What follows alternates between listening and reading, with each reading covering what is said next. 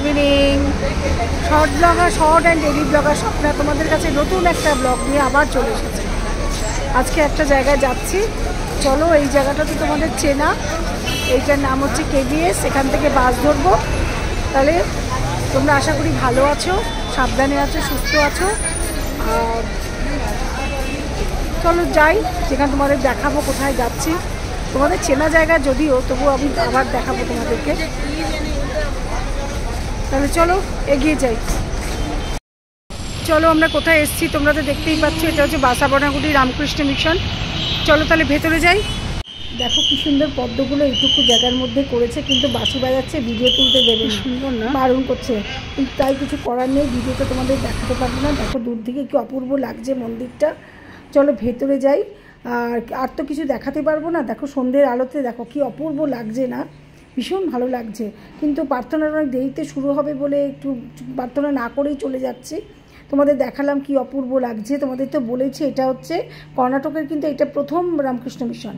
চলো এবার ফিরে যাচ্ছি। এত কিছু ভিডিও তুলতে দিল না, এই জন্য কিছু তোলা হলো না। উলসুরে গিয়ে তোমাদের দেখাবো, দেখিয়েছি তো অনেকবার। এবার ফিরছি, একটু প্রণাম করে গেলাম।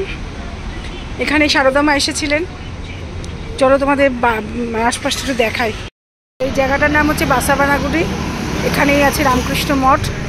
এটা হচ্ছে প্রথম ব্যাঙ্গালোরের যে প্রথম মঠ, তারপরে উলসুরটা হয়েছে। উলসুরটা অনেক ছোট। আর এখানে সারদা মা এসেছিলেন।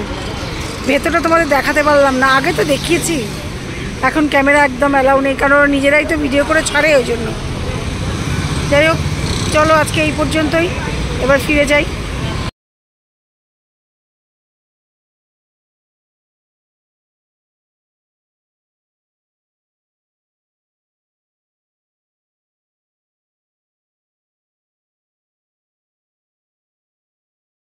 চলো এইমাত্র বাড়িতে ফিরলাম। এখন বাজে হচ্ছে প্রায় 8:30, 8:40।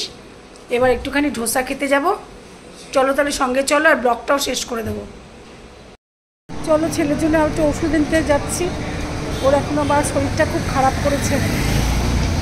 দেখি ভিটাজাইনটা পাই কিনা। কদিন আগে হয়েছিল, আবার শুরু হয়েছে। এত পেট পোড়া ছেলে হলে কী করে যে চাকরি বাকরি করবে কে জানে। চলো এগিয়ে যাই।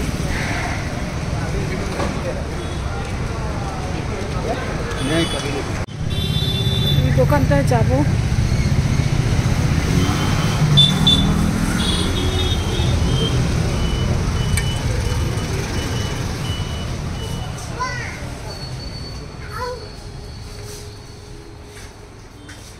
विटाजाइन है, विटाजाइन कैप्सूल।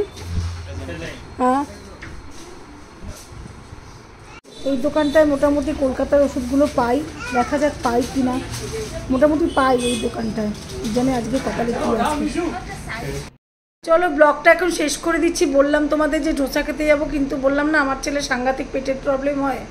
আবার সেই পেটের প্রবলেমটা শুরু হয়েছে, ওই জন্য বেরিয়েও আর যেতে পারলাম না। ওষুধও পেলাম না।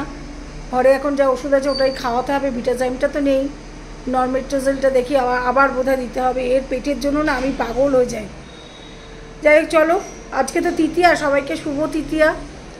কালকে চতুর্থী। কলকাতায় তো মোটামুটি মহালয়া থেকেই পুজো শুরু হয়ে গেছে। এখানে কিছুই বোঝা যায় না, তবু আমি তোমাদের যতটা পারবো শেয়ার করব। দেখছো তো কি জঘন্য আওয়াজ হচ্ছে, কথা বলাই যাচ্ছে না। দাঁড়াও দরজাটা বন্ধ করে দিই। বাবারে এই এক হয়েছে। হ্যাঁ, যতটা পারবো তোমাদের সাথে শেয়ার করব। তাহলে আজকের মতন টাটা। সবাই পুরো ব্লগটা দেখো, আশা করি খুবই ভালো লাগবে। আর প্রচুর প্রচুর সাবস্ক্রাইব করো, লাইক করো, শেয়ার করো। আর আবার আসছে দুর্গাপুজোর ব্লগ। যতটা আমি যাব ততটা তোমাদেরকে শেয়ার করব আর কি। এবছর তো এখানেই থাকতে হলো, এরপরে যখন ফিরে যাব তখন আর কলকাতায় সব কিছু মানে আরও ভালো ভালো ব্লগটা পাবে। তাহলে আজকের মতন টাটা, সবাইকে গুড নাইট।